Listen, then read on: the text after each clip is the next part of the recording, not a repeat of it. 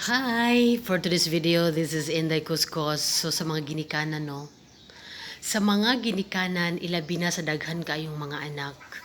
Ayaw bilini ang inyong mga anak og mga kayutaan, house and lot, properties ug unsa pa diha nga inyong ikabilin sa inyong mga anak. Ilabi na og daghan kaayo sila. Kay ngano man, mao kanay cause sa away mga palangga. Away nga magpatay, wala diri wala didto. Kay sa mga anak mga palangga na ay usaan ang hakog ug gusto niya nga sa iyahara ang mga kabtangan, sa iyahara magpabilin ang mga kabtangan ug dili tagaan ang mga igsuon.